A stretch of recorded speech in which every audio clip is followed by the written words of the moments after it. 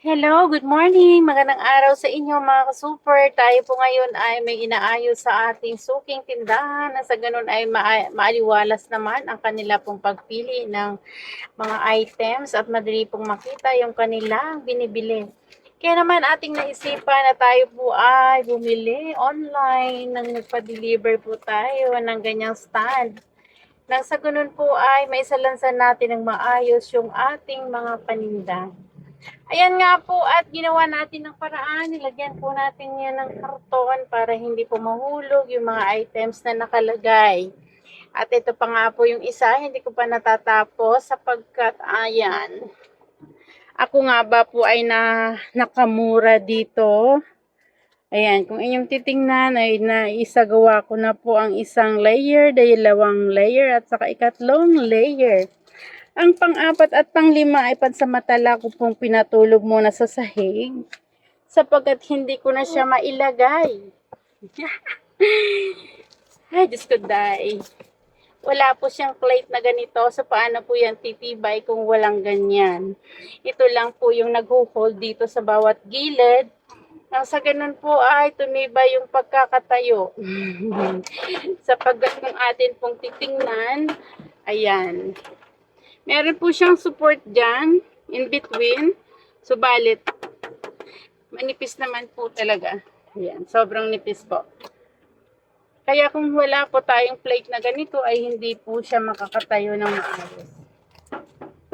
Ang tanong ho ba, ako po ba dito ay nakamura, nakatipid? O ako po ba ay mas matutuwa o ako ay maghihinayang? Hindi ko maikabit ngayon yung dalawang plate. Dapat 5 layers po yan sapagkat marami po siya mga parts. Kompleto naman yung ganitong mga screw. At yun lang, napakadali lamang po ilagay. Sana nakatayo na dyan. Ang problema ko talaga ay kulang po siya ng pampatibay. Iniisip ko na nga po kanina kung ano ibang paraan para ito ay maisaayos na. Ayan, shout out dyan sa mga nino-orderan online.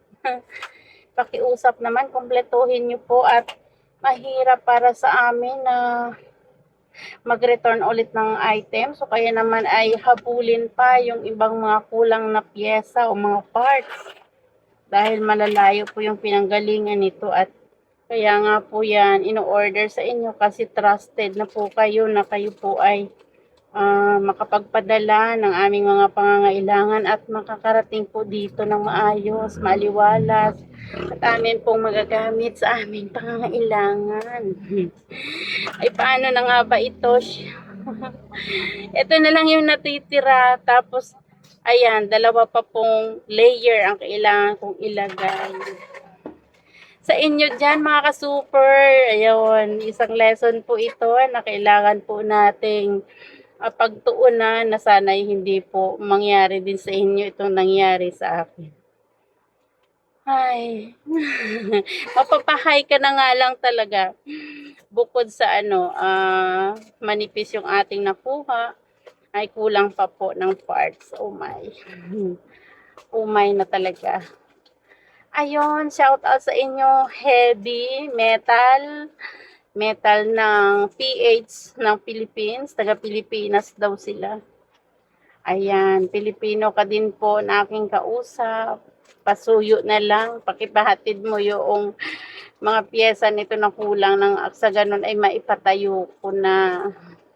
Thank you so much sa inyo at nawa ay makapulot po kayo ng konting tips dito na ano ba yan?